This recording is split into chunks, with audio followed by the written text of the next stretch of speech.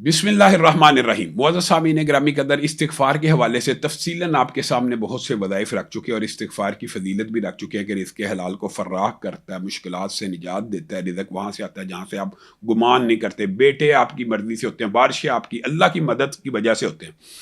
इस्तिग़फ़ार दुआओं की कबूलियत के अंदर भी बहुत मुअस्सर है। इंशाअल्लाह आपके सामने दुआओं की कबूलियत के बाब को भी मुकम्मल रखेंगे।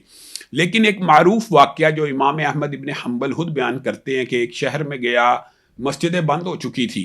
जब मस्जिदें बंद हो गई तो रात का वक़्त था, तो कोई ठिकाना ना मिला। मुसाफिर था, परदेसी था। एक नान भाई वहाँ से गुजरा, उसने मुझे मुसाफिर समझ के अपने साथ ले लिया। अब मैं उस नान भाई के घर पहुँचता हूँ तो वो ज़ेरे लब कुछ बुड़बुड़ाता है, कुछ बोलता है, कुछ पढ़ता है। मैंने गौर किया और मैंने उससे इस्तिफ़सार किया कि आप क्या पढ़ते हैं? उसने कहा, मैं इस्तिग़फ़ार का वजीफा करता हूँ, यानी अस्तगफिरुल्लाह पढ़ता हूँ, अस्तगफिरुल्लाह पढ़ता हूँ।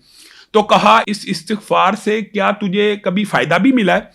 तो वो नान भाई कहने लगा कि अस्तगफिरुल्लाह पढ़ने की वजह से मेरी ज़िंदगी में हर दुआ कबूल हुई है, हर मुश्किल दूर हुई है। हाँ, एक दुआ भी रहती है, मेरे दिल में ख्वाहिश है कि इस ज़मीन की पुश्त के ऊपर हदीस का जो सबसे बड़ा आलम है इमाम अहमद इब्न हम्बल, मेरी उससे अल्लाह ताला कभी मुलाकात करवा दे।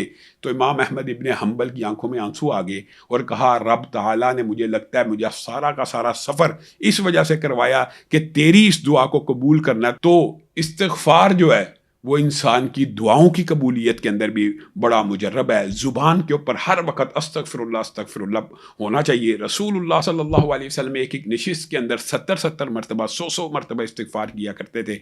आप अहबाब भी इसको अपनाइए। अलामा हिशाम इलाही ज़हीर ऑफिशियल चैनल को सब्सक्राइब कर लें।